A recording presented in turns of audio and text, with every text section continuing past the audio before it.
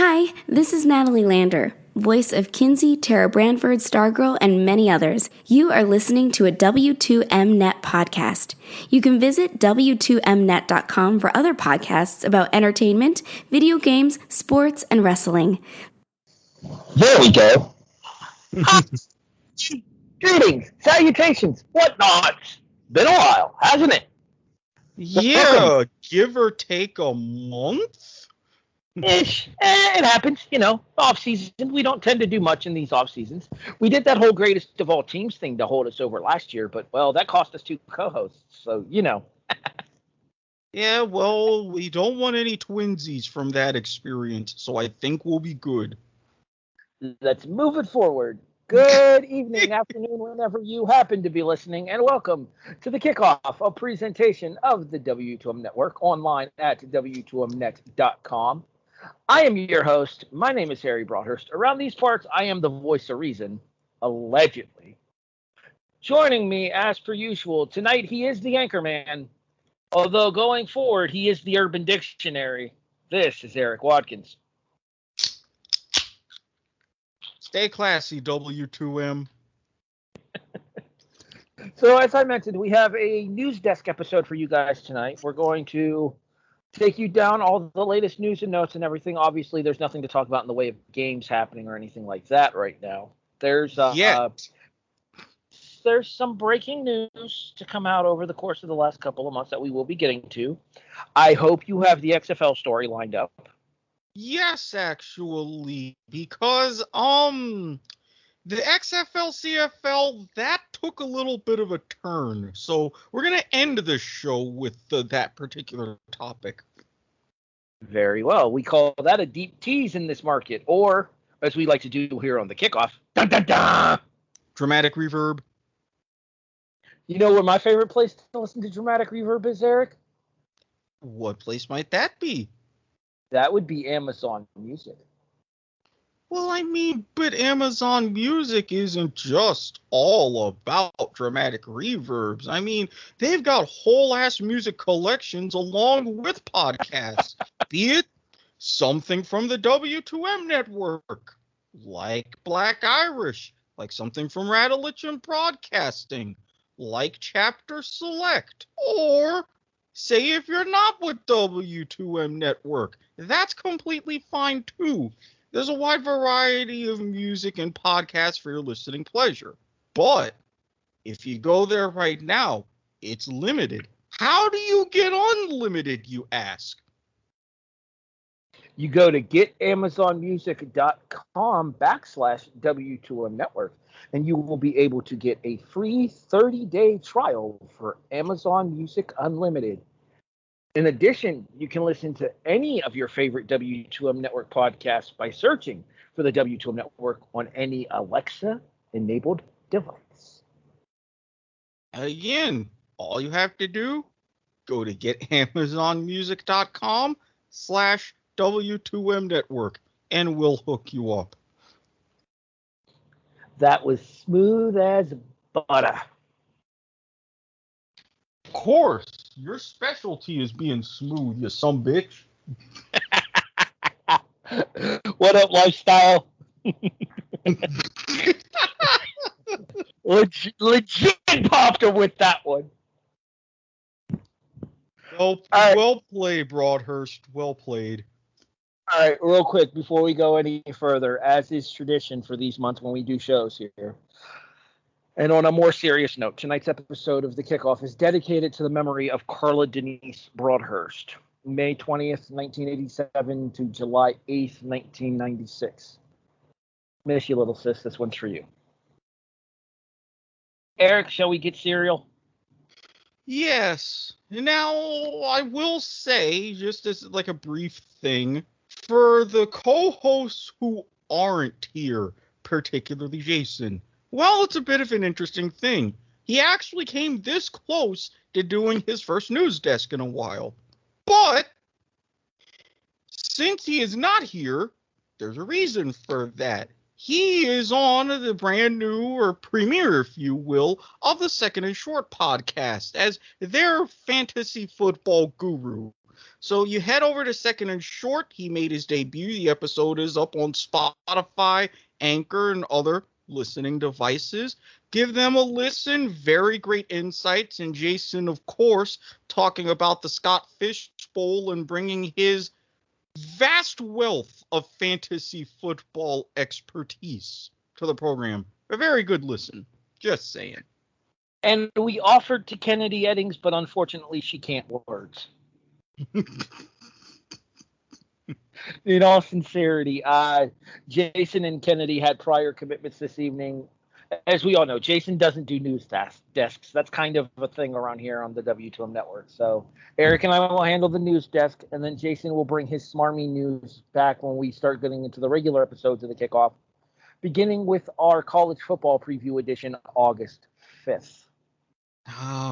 Time is getting closer. And funny that you mentioned that August 5th date. Hashtag deep tease. Erik? Yes? I think it's time to stay classy, W2M. Let's hit the news desk. Well, starting off with a little bit of a doozy here, as I called this one, fines, everywhere some fines. As we went through the... Really? What? What? Awful. Such horrible pun work. Continue. Oh, now you're criticizing me for my pun work on this one. Hey, to be fair, though, my pun works are smoother than yours are. I'm just saying. I mean, damn it, I hate when there's facts. Carry on. But as we went through the interesting and crazy season that were OTAs, the league saw a few things that they did not like from three teams in particular. And there were some fines for the coaches, the teams, and some team restrictions as well. Those three teams, the 49ers and head coach Kyle Shanahan, Mike McCarthy and the Cowboys, and as if the whole subpoena wasn't enough and being involved in the University of Iowa lawsuit, Urban Meyer and the Jacksonville Jaguars. Oh, you guys are being put in timeout. Oh, yeah. The 49ers, Cowboys were both fined $100,000. The Jaguars were fined $200,000 because, of course, Shanahan was fined $50,000, McCarthy was fined $50,000, Urban Meyer was fined $100,000. Again, of course. And for these violations of the non-contact rule, the Cowboys lose one session of OTAs for 2022. The 49ers were forced to cancel their last week of OTAs for this year, and the Jaguars lose not one, but two OTA sessions for 2022. Seriously, why us? Why do we do this? I have an answer for that, actually.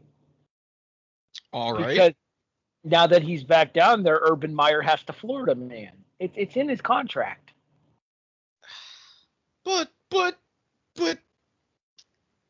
no, we had a perfectly good Florida man that was doing just fine, not causing any trouble. He even got rid of his mullet. Come on, no, I don't accept this. See, that's like Samson getting his hair cut, though. I think that's a mistake. But anyways, Gardner Minshew has bigger fish to fry down in Jacksonville these days at the quarterback position, however. Yeah, especially for the news that came out also recently that we will be discussing later on. Dun dun dun. Dramatic reverb. There we go. As far as the fines go and stuff, I mean, I get these teams trying to work around the NFL. I almost said the NHL, the NFL's no contact policy, but like I take you back to the Denver Broncos situation with the lineman that suffered the injury in off-season workouts. Do you really want to risk having a contact injury with your team in these OTAs and ended up having somebody end up on the shelf for a season because you were stupidly not following policies? Like I get the idea behind it of wanting to get an advanced head start here, but everything gets recorded. Everybody has a cell phone. Everybody has a camera these days. If you fuck around and you end up breaking NFL policies, it's going to get back. And while we both agree that Goodell is no Tagliabue, Goodell has been wanting to set his foot down more specifically on infractors of the law in recent times inside of the NFL. And I do understand that, and especially with all the negotiations that happen in the CBA as far as OTAs, padded practices, all these sorts of things in the offseason. So I get that. But at the same time, you don't want what some would call in the media like a wet lettuce leaf, a slap on the wrist. But at the same time, you have to understand, you're clearly seeing at least some of the diminished product from not having certain types of practices in the offseason when it comes to the regular season. You're going to see that a little bit more as you're going to have a 17th game now, and down the road eventually an 18th. So you're going to want to have a little bit more of a tightrope to walk, trying to make sure you're getting everything right in the off season. So when you get to week 1, you're going to get maybe not the best of everybody, but something that's going to be a little more watchable and tolerable in those early fall months.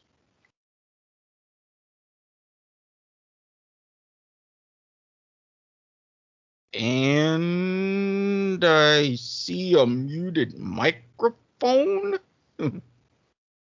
I guess so. My bad. I think the biggest thing for me is what's going to be the carryover effect with the 17th game and then the diminished product on the field. Like you saw all the injuries we had through the course of the NBA playoffs. Is something similar going to happen in the NFL once they get back to a regular and even expanded schedule this season? I mean, potentially. There was the news that just came out today of a $4 million investment by the NFL into creating a study to see about hamstring injuries. So I would hope that's them learning from what happened in the NBA and saying, hey, we don't want that necessarily to happen to us. Let's see what we can do about it. So there's at least a level of mindfulness that I can appreciate. Topic number 2.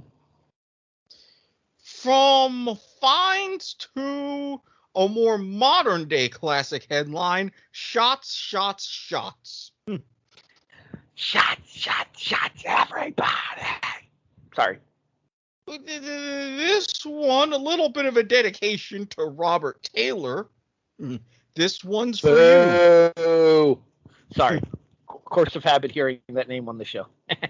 Well, you're going to be thankful because Kansas City, little bit of a different kind of trouble. Defensive end Frank Clark, supposed to be arraigned, but that arraignment was postponed until October on federal assault weapon charges for allegedly having an Uzi in his car. Seriously, what kind of goddamn moron do you have to be? If you want to own one, that's fine. Like I'm pro gun ownership. I'm pro Second Amendment. Oh yeah. In what godforsaken universe do you need to be traveling with that inside of your car? Are you planning to go rip off a bank? Did a rival drug gang do you wrong? What possible reason could you have to have a fucking Uzi in your car? Sorry. Okay, the rival drug gang? No, it's Kansas City, though. It's too far north. And if it were Mexico, I could easily understand. Anyways, yeah, with all of this, there's just a whole new level of stupidity. I mean, yes, I'm also pro-gun in general. I'm anti-gun from more of a technological standpoint. A lot of moving parts mean a lot more things can go wrong at horrible times. But If you show that you're at least mostly sane and you know what the hell you're doing, you can go ahead and have guns. I don't mind. But for something like this, what is the point? I mean, yeah, I get that some places have some mean streets around. I get that. But an Uzi? Really? What the ever living shit is my question. You know what I think it is, Eric? I don't think he gives 1/12 of a fuck as far as what's happening going forward. Precisely. I got to agree with you on that one. Gimmick infringement not only occurs, but is encouraged here on the W2M network. But remember, folks, try as you might to see it imitated and duplicated. Gimmick infringement is a W2M network exclusive. So that's how we're phrasing it going forward? Noted. I have to remind it because there were instances of other hosts on non-W2M programs. You got to keep them in line. Standards and practices and whatnot. Ugh. Standards and practices takes me back to WCW. Ain't nobody got time for that. Well, I mean, WCW, the early days of game shows, which that podcast will be returning in short order. Yeah, we do need to talk to Nielsen about putting that together. We'll give everybody more details about that here at the end of the show. But all right, Eric, story number. We only have 7 stories, and we're already two in. Well, I mean 7 originally, but really 8 because of the ending. And yes, we are already 2 in. I told you this wouldn't be that long of a show. That's what she said. See, I'm tempted to throw the shout out again, but I don't want to throw you off your game. Story number 3, Eric. Well, you know the glory days of Seattle and that one particular unit that they had? The Legion of Boom? Yes. I call this one, you can't spell Legion of Boom without B&E.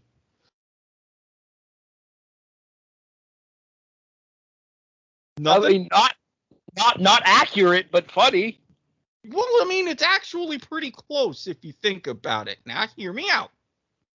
There's no A in Legion of Boom. There's no A in Legion of Boom. No, but you can't spell it without B and E.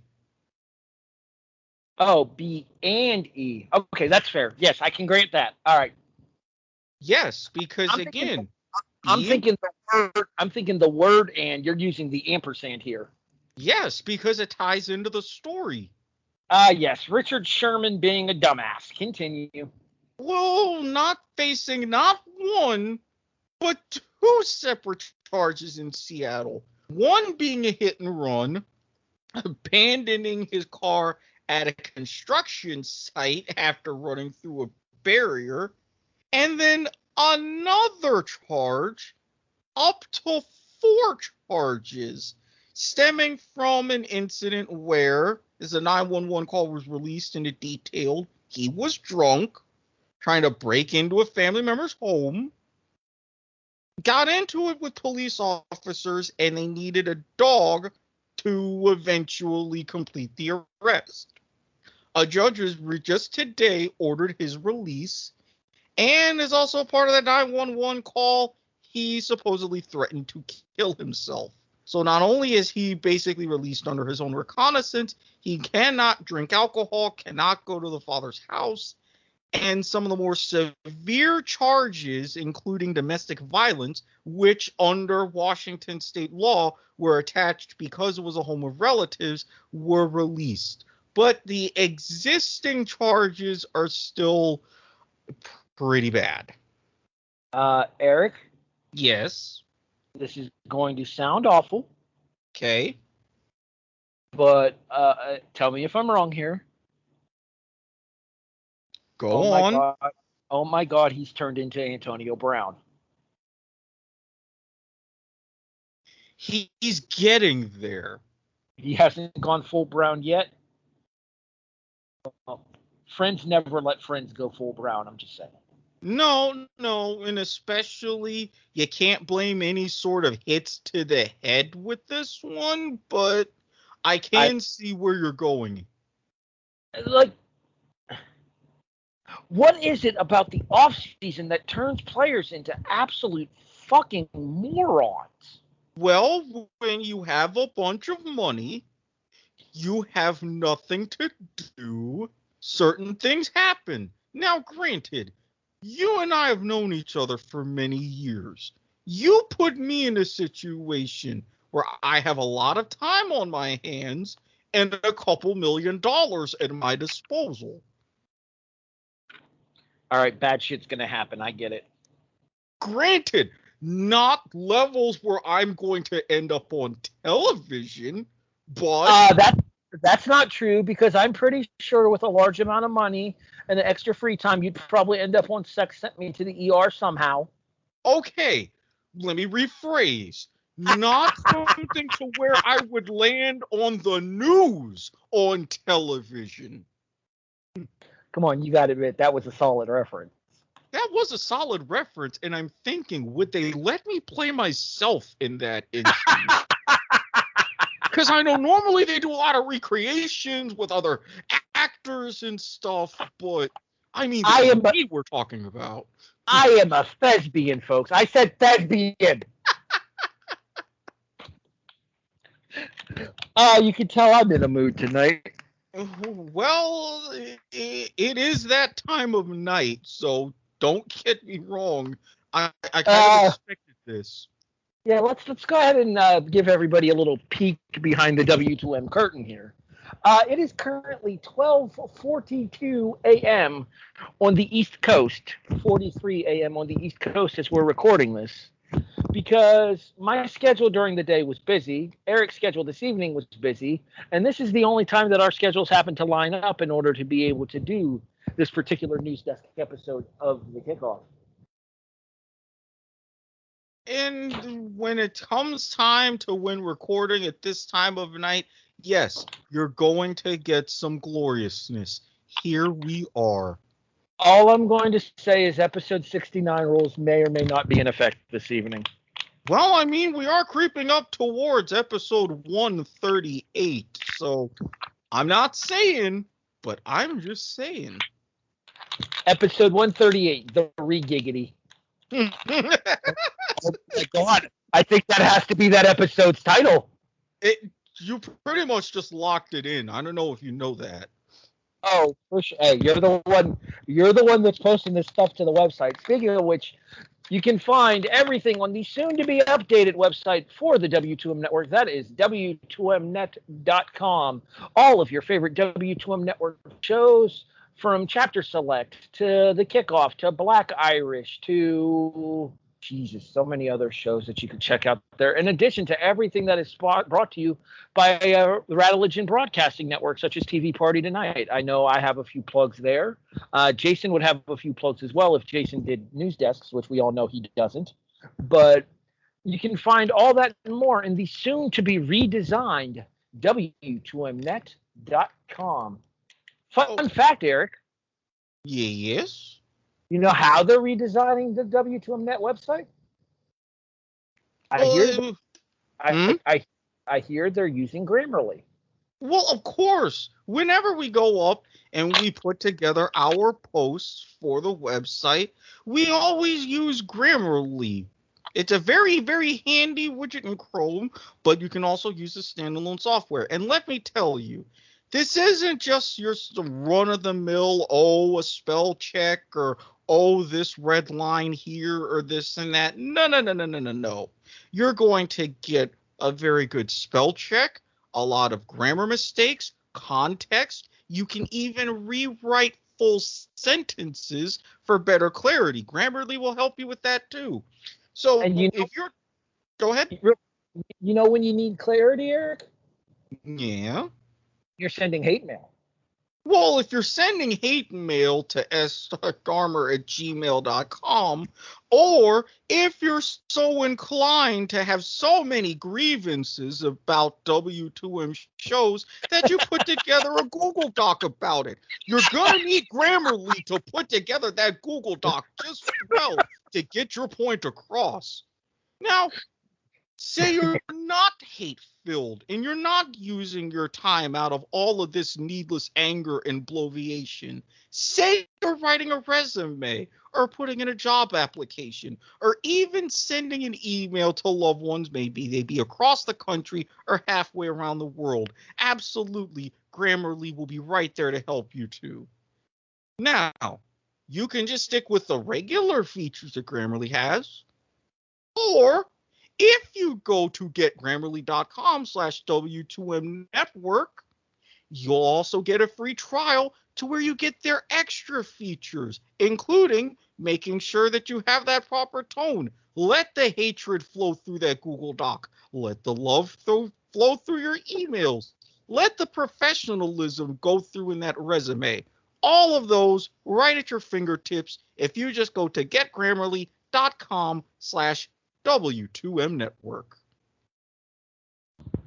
Dude, our segues are on point tonight.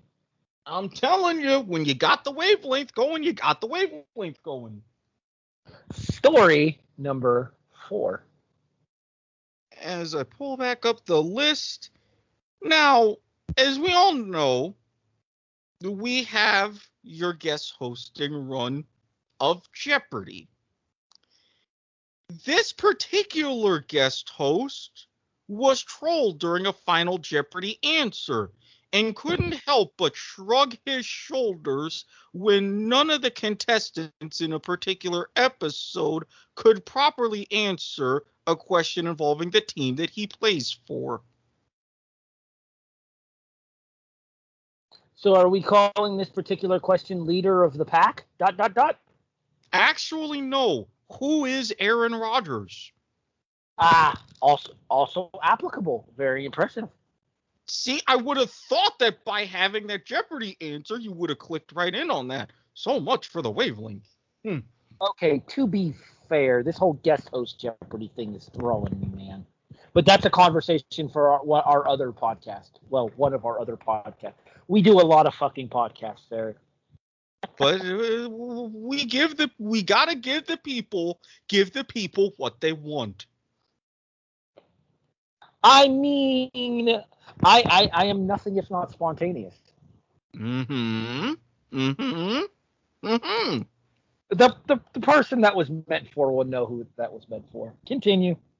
So, with Aaron Rodgers spending, as he called, a nice quiet off season, not a care in the world, even teaming up with Bryson DeChambeau and beating Tom Brady and Phil Mickelson and the latest version of the match. Real quick, seriously, why the fuck is Lefty teaming with Brady? Come on, Phil, you're better than that. Continue. I mean, sometimes he wanted to feel like even more of a winner. I can get it in some ways, but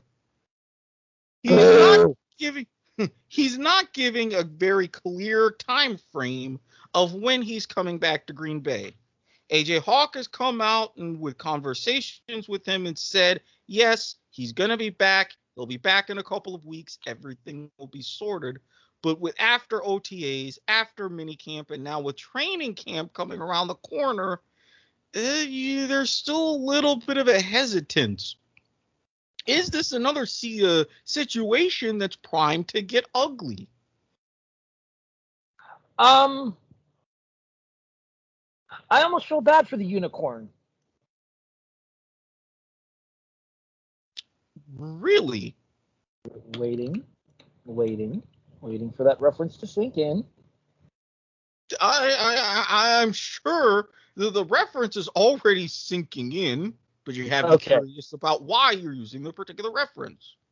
I feel bad there because I think that the era of the Green Bay Packers is over. And the reason I say that is because I genuinely think that Aaron Rodgers, after taking all the time to consider this year, I genuinely think Rodgers is about to tell the pack to fuck off.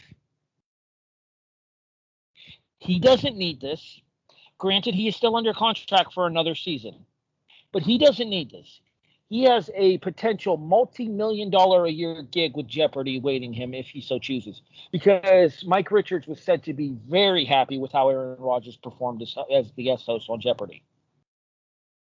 I do feel that the era of the quarterback in Titletown being the marquee star, going from Brett Favre to Aaron Rodgers, and the fact that by and large, the best quarterback in the NFC North has resided in Green Bay for the last, 15, 20 years?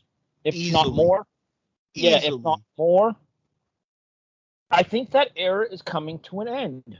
And the reason I say that is because, okay, Dalton's no threat in Chicago. Let's be honest. I like Andy Dalton personally. Longtime listeners of the show know that I support Andy Dalton. I donated to Andy Dalton's charity when what happened with the Bengals and Ravens. But Dalton is not a high-level quarterback anymore.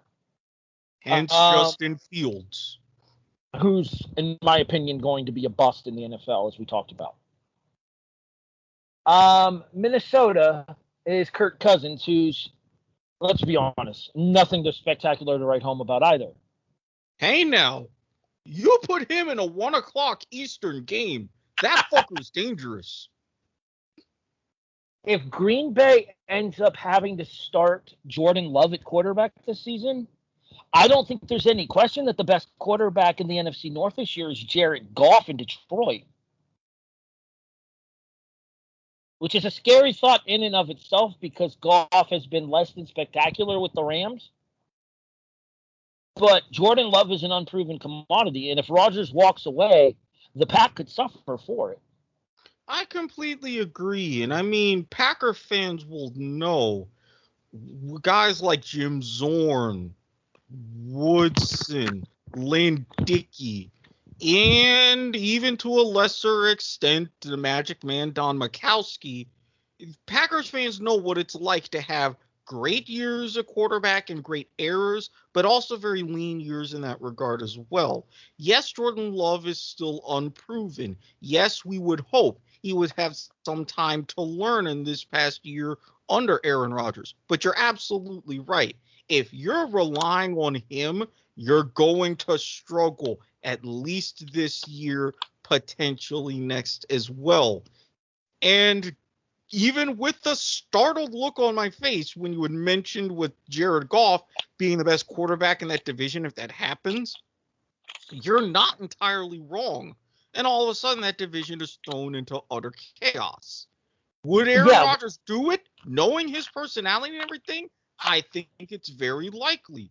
If Mike Richards and Sony Media Productions were to come to him and say, hey, we've seen the ratings, numbers are in, job's yours if you want it, we'll talk numbers, let's hook you up. He's done.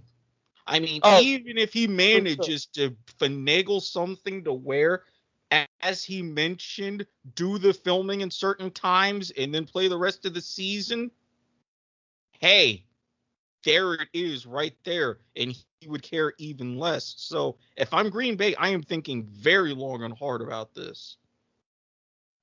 I think that it's coming to a situation that the Packers management has done similar to what's happened with other teams and driven their star player away from the organization. If that ends up happening, then the Packers franchise is going to suffer for it, plain and simple. You don't just replace a quarterback the caliber of Aaron Rodgers. No, they come along once in a generation. And really, if you think about it, so what you're saying, once in a lifetime kind of players, would that make them unicorns? Yeah, something even beyond unicorns, really. Well,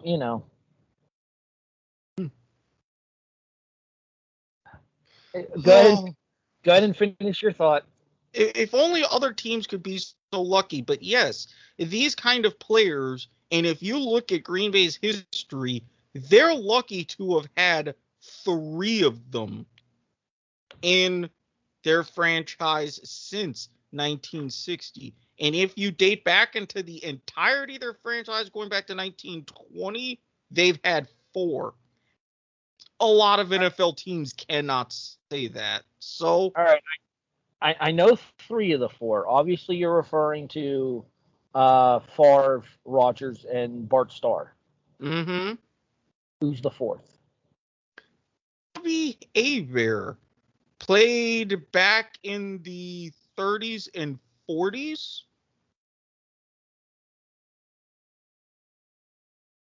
Okay. Yes, he was the star quarterback who threw to Don Hudson in his career with the Packers. Hudson, obviously, longtime record holder, 99 touchdown catches in 115 NFL games between the Packers and the Browns, going through finishing in the early 50s, if I remember correctly. But anyway, I digress. See, you don't just get current stuff here on the kickoff. You get a history lesson as well. Professor Watkins tells you that class is in session. Eric, story number 5. Well, this one you've heard me use this word before in conversation, the nebulous situation in Washington. The best way I could describe it is the new old lady. Is this referring to the fact that Snyder's wife is running the team now? Yes. Yeah, well, I mean, obviously, because Daniel Snyder's a fucking pig. Well, not to mention the fact that the NFL pretty much, without directly saying it, because NFL, through their punishment of a $10 million fine and barring Dan Snyder from representing Washington in NFL organized events and team meetings, there was really very little choice. So Tanya Snyder, who was recently named co-CEO, she will be the more public face of the team, and Dan Snyder has said that he will take a break, stepping away from the more minutiae in day-to-day operations of the team and focusing on bigger ventures such as securing a new stadium and whatnot. You know what Daniel Snyder should focus on? What's that? Instead of minutiae, he should work on not being a douche. He should, but I mean, Snyder. Yeah, let's be honest. You see the way that Snyder looks. Do you see anybody who looks like that, and especially with that face and hair and glasses and overall just feel?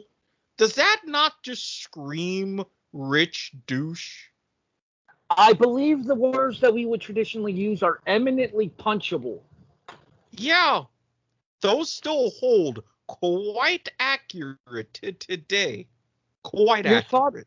Your thoughts on Tanya becoming one of a very limited number of women to control the day-to-day operations of an NFL franchise? I know that there was another one within recent memory as well with Denise DeBartolo York over with the 49ers.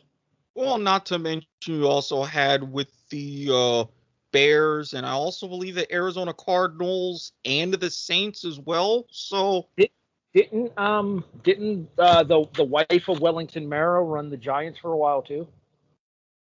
That does sound familiar.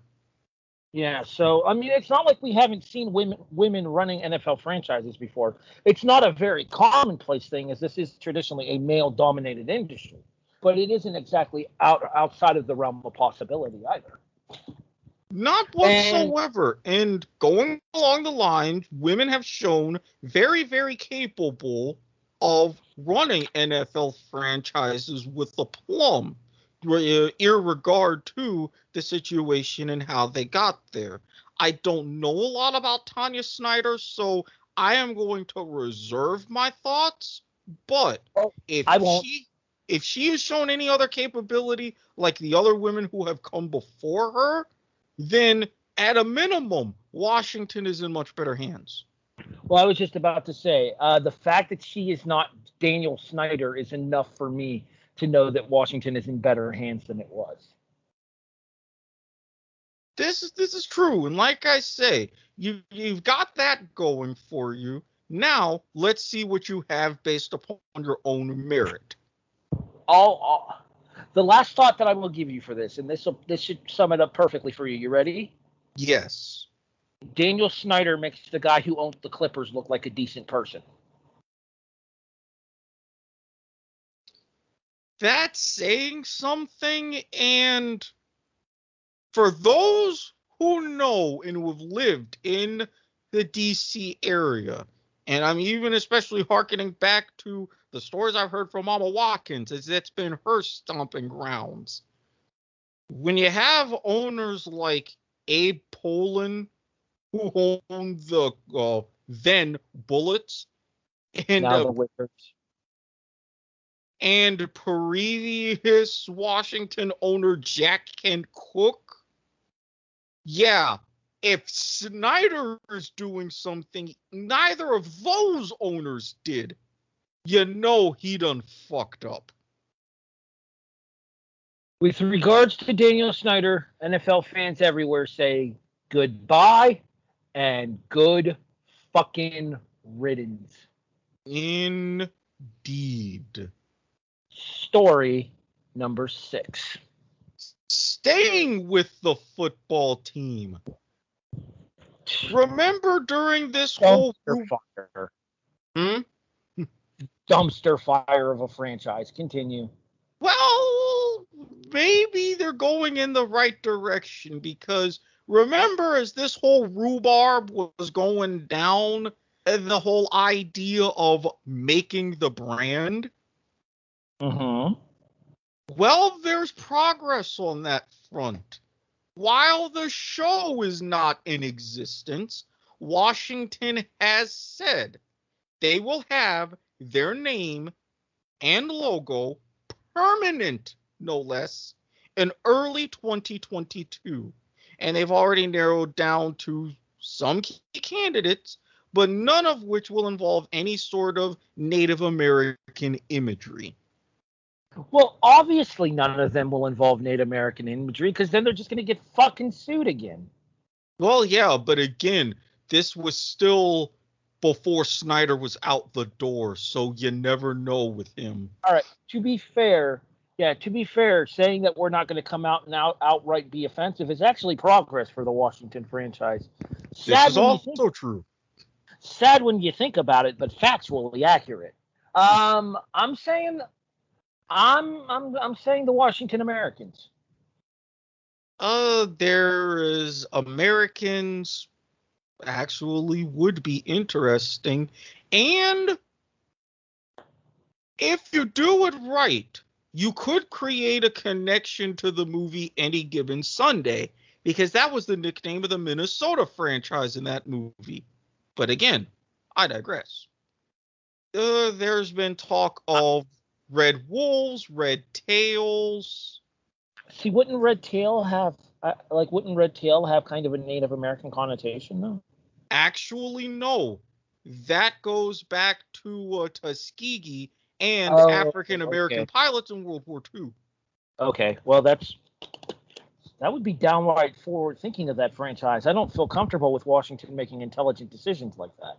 Well, for when you have the Red Tails involved, you also have things like renegades and presidents still potentially on the table. So, okay, presidents would be stupid.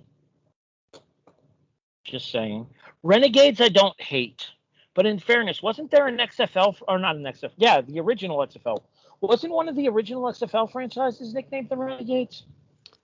That was the Orlando franchise. And you had the Dallas Renegades in the more recent version of the XFL.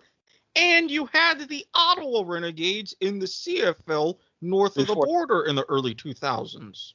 Before they became black. You can go even farther back to the Washington Federals when they relocated to Orlando in the USFL in 1985. They were the Orlando Renegades, coached by Lee Corso. I do believe you need to throw a hashtag on that, sir. Hashtag squidbit. Squid bits, plural. It's been a while since I've been able to drop a couple of those. Feels good. You ready to home stretch this? Yep, we're down to our last two, believe it or not. 75% complete on the stories, 100% in your hearts as a listener. You are listening to The Kickoff, a presentation of the W2M Network online at W2Mnet.com. I'm your host. My name is Harry Broadhurst. I am the voice of reason, allegedly. He is the anchorman. He is Eric Watkins, henceforth known as the Urban Dictionary. Don't ask. If you know, you know. And if you know, well, I'll tell you where to go at the end of the show. Absent tonight, however, back with us for the college football preview edition will be Jason Teasley, the unprofessional. He doesn't do news desks. And apparently she can't work tonight either, the locksmith Keneddi Eddings. Keneddi will be back with us for the NFL preview come August, or the AFC. The AFN. I can't even say the joke correctly. I just made fun of her for not being able to words, and I can't even finish the fucking joke correctly. The ANFC preview. Keneddi Eddings will be back with us for the AFC preview on August 12th as the kickoff enters season 5.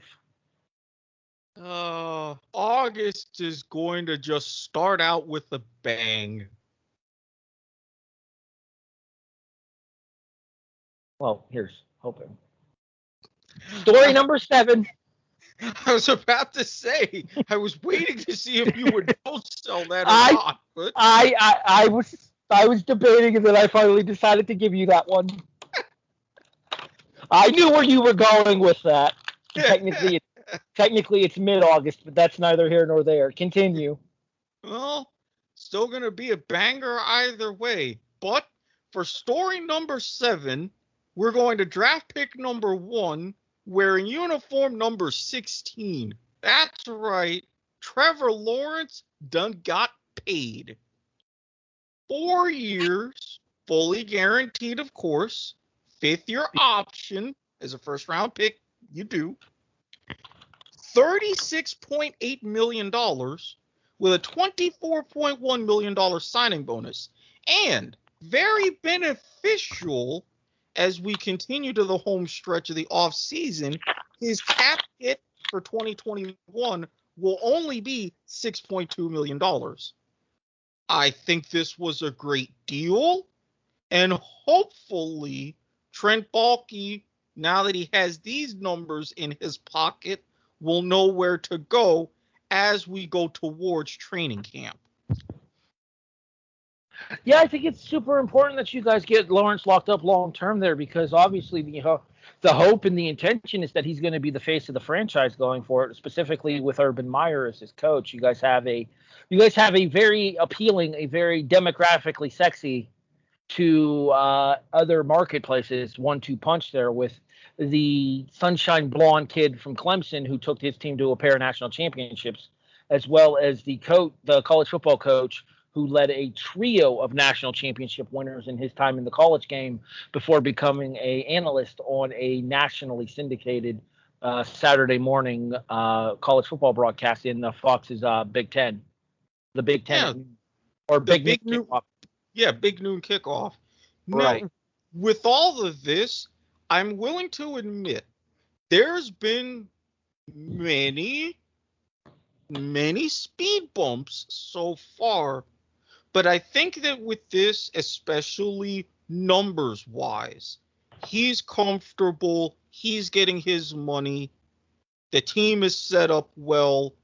This is our first big, all right, we got this right sort of a move. And I'm glad of that, because now this should hopefully mean, okay, now that we got this right, let's see. Yeah, it's a mutually beneficial what else contract. We can get right. Oh, I'm sorry. I didn't mean to talk over you there. It's a mutually beneficial contract. I think that this is a contract that gets Lawrence paid while guaranteeing the finances for it, so he doesn't have to worry about the fear of repercussions if anything were to happen, such as injury or such. Right. But at the same time, it's still friendly towards the team because a lot of it is back capped with regards to the signing bonus and everything, that the team will still be able to have the finances in order to make the improvements wherever they need to be made going forward in the AFC South. The problem for you guys, and I think you'll agree with this, is outside of Houston, who is a goddamn dumpster fire, Indianapolis and Tennessee make for a very difficult division for Jacksonville. I do think the Jaguars will be improved this year. I don't think that they can be improved enough to be a serious playoff contender at this point. And without going too in depth and saving that for the AFC predictions in a few weeks' time, I completely agree. I'm going to present that point and a lot of realism. Jaguars fans are only somewhat realistic in this sense. And even others who are looking at the Jaguars are saying, well, a lot of great things. Let me tell you this now, and I will explain why when the time comes. Calm your tits. Here's the problem, Eric, and I think we talked about this a couple of years ago with Buffalo. Buffalo has been fortunately able to realize it. You ready? Mm-hmm. Potential is a dangerous thing. True, but at the same time, potential just means you ain't done it yet. They say I'm cocky, and I say, what? It ain't bragging, mother, if you back it up. We'll have to see if they can back. We'll have to see if they can back things up in Jacksonville. The faces are there. The signs are there of a franchise moving forward. Whether or not the franchise actually does, done. Extra dramatic reverb. Let's harken back to one of our favorite off-season distractions from a couple of years ago, Eric. Let's talk XFL. Well, not just XFL. We've got a few things to talk about on that front. CFL as well. Remember when you said that August 5th date for our preview? I do. There's something else that's going to return August 5th. The Canadian Football League? The 2021 season will officially begin August 5th, and the Grey Cup will be presented to the winning team after the Grey Cup game on December 12th. Canadian Football League during the NFL season. That'll be an intriguing concept. I don't know that happens all that often. It actually does. Their normal Grey Cup game is right around Thanksgiving.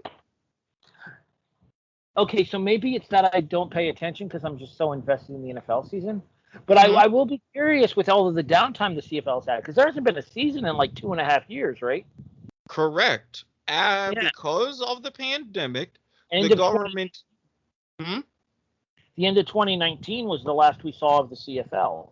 Correct. That fateful day, November 2019, where the Winnipeg Bombers ended a long drought in winning the Grey Cup. The 2020 season completely canceled because of the pandemic.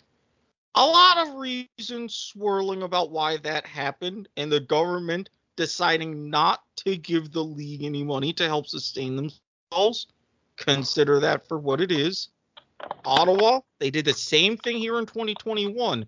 However, a lot of the teams came together, and with how things are looking throughout the provinces in Canada, they said, all right, we can make this happen, just delayed. So now you have your players coming up. They're starting to go through their camps. No preseason this year. So once August 5th comes, it will be week 1. The season will be truncated. 14 games instead of your normal 18, and you have at it. But before all that happens, you mentioned the XFL, rightfully so, with the USFL coming out and saying, we're set.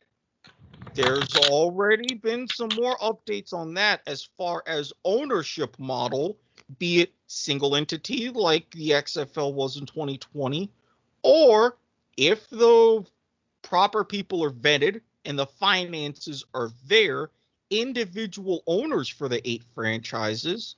But with Fox stepping in with their minority stake as being a broadcast partner, part owner, sometime in 2022, most likely the spring, the USFL is going to be a go. Now, we mentioned on the last news desk about the XFL-CFL merger. It's dead. It's dead as a doornail. The CFL decided, you know what? Thanks, but no thanks. We're not necessarily liking what we're seeing. We're ending talks.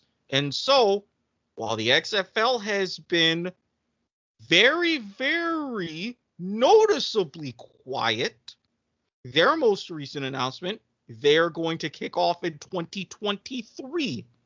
So, the spring and summer football calendar could soon become very, very crowded. I think competition's a good thing, though. Like, we were excited for the potential competition between the AAF and the XFL. Obviously, it never materialized with the AAF going belly up as fast as it did. I think it was, eight weeks into the season? Was it?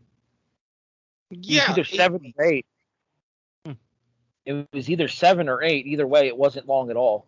No. So I think that having multiple opportunities for players to make themselves in the NFL's downtime is fantastic for the players. I do worry about what it's going to do with regards to coverage of football here in the United States. And the reason I say that is you worry about the potential for oversaturation of the football fan. Now, the NFL is always going to be the top dog, and people are going to watch NFL games regardless of when said NFL games are on, because football is king in America. And I don't think there's any questioning that at this point. Has been since the 70s. So if you put an NFL game on, even the fact that you put an NFL game on a fucking Tuesday like they did with Buffalo and Tennessee this year, people are going to watch the NFL. I think that the USFL relaunch as well as the XFL relaunch are going to depend on the kind of television coverage that these games have and the general interest in regards to the level of play. The XFL's level of play, and I'll let Eric speak here to this here, but Eric will agree with me on this point. The XFL's level of play when it came back 2 seasons ago in the 2019 campaign, or excuse me, the 2020 campaign before everything went to hell in a handbasket. The XFL's level of play was surprisingly good. Completely agreed. A lot of the rules and things in that matter helped, but the talent that they were able to get and how they organized, well, exponentially better than the AAF. And not to mention exponentially better than the original version of the XFL as well, which was seen as more of a joke by pro football standards, honestly, to longtime historians. It was an attempted redemption for Vince McMahon's XFL. Mm-hmm. The problem is with Vince McMahon wanting out now because of the fact that it imploded the way that it did. It led to the lawsuit that it did with, what's his name? Oliver Luck? Andrew Luck's dad, yeah. Everything imploding to that, we get to the point now where it's a former CFL player in Dwayne "The Rock" Johnson that is now taking over as the CEO of the XFL between himself and his ex-wife, Danny Garcia. So it'll be curious to see whether or not that quality of play remains there upon the relaunch of the XFL, especially now that it's potentially possible that they will be fighting for players with not only the USFL, but even potentially the CFL as well. And this is the rub. If you're looking at college teams and players who even play in Europe, in the European League of Football, there's players. You're going to be able to get at least some players. The question is how many. And this is where infrastructure and talks and negotiations are key. I am being a part of a Discord that has followed this every step of the way, putting out my own theories about which leagues would work together, which ones wouldn't. Something is really going to have to give. In my personal opinion, if time goes down the road and the leagues stay small as they should, it wouldn't surprise me to see an XFL, USFL at minimum partnership like they wanted with the CFL, or some merger in some form. be it full on, or like what the AFL and NFL were from 1966 through 1970. Something like that I think would be necessary because, yes, the USFL is going to get a head start. The USFL has at least some infrastructure. And the bigger wild card is going to be the Spring League, because there's a lot of talk, and it has been a lot of suggestion to where the Spring League would go back to where it was, a more non-televised sort of much more organized mini camp, but that Spring League would be more of a feeder to the USFL. That happens, the XFL is really going to be behind the 8 ball. Yeah, I think that you could almost set up a minor league system of sorts in regards to professional football here in the United States. And especially with the fact that minor league system would run during the NFL's downtime. But again, like I said a few moments ago, I believe the problem there could potentially become oversaturation. It could, and you could also see when you're talking a minor league, look at what happened with the AAF. That was a premise of, we're going to be a developmental league. Yeah, the NFL absolutely. was like, huh? What? Who? No. Bye.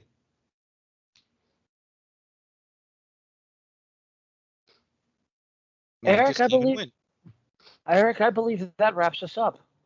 Yeah, I said in advance. We didn't have the great big news dump like we had the day of our last Newsdesk, and this one wasn't going to be that bad. So I got a story for you. A witch, a grasshopper, a squid, and an eagle walk into a bar. You'd think one of them would have seen it.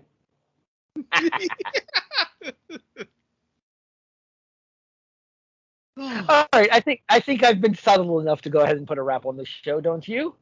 Yeah, well, I mean, and a lot of times it's always best to go ahead and wrap it up before you continue on to other activities. Knowledge is power. Communication is key. I'll leave the rest of that sentence to your imagination. If you know, you know. All right, let's wrap it up here. Eric, where can people find you online? Oh, you can find me on Twitter at SquidSportsHead.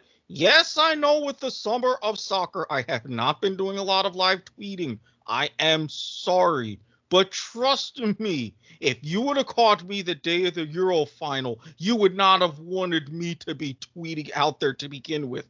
I'm doing everybody a favor. Same thing with Copa America. But as the Gold Cup continues, I'm gonna be out there. Believe me. But if you don't want to deal with live tweeting or the lack thereof or anything else of that nature, and you're thinking about advice for tutoring or wanting to see me start flame wars or what have you, check me out on Facebook. Eric Watkins, Guy, Wine, Recliner, what have you.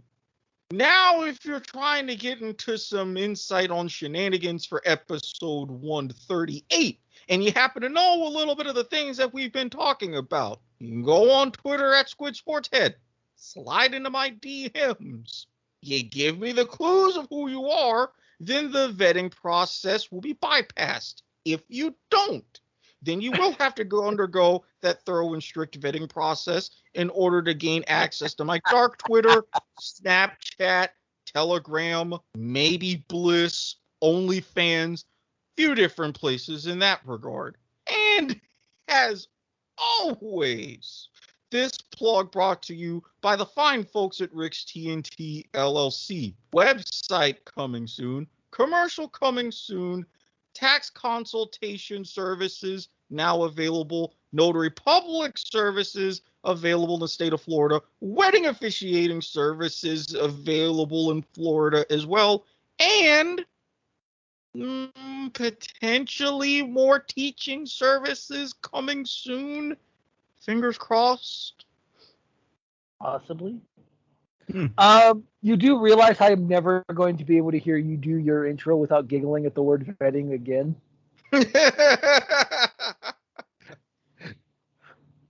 Like vetting is important. We all know that. Facts. Consent is mandatory. Shout out. All right. I am ATV the Eagle pretty much everywhere, literally. Facebook, Instagram, Yahoo, hate mail to s.garmer@gmail.com. You know the deal by now.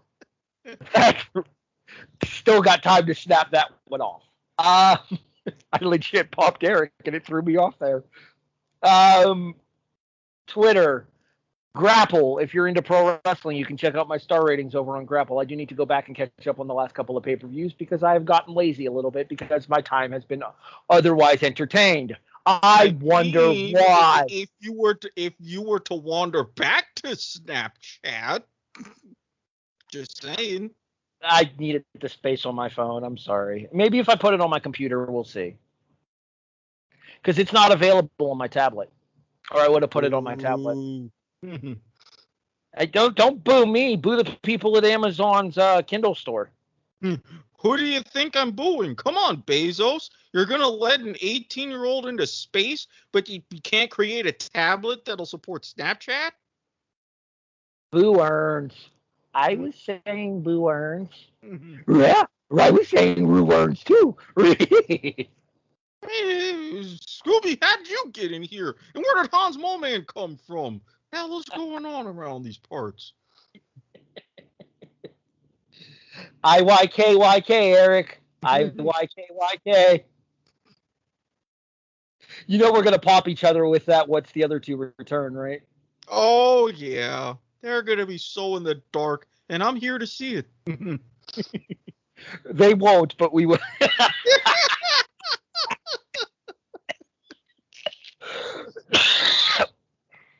Pop myself with that.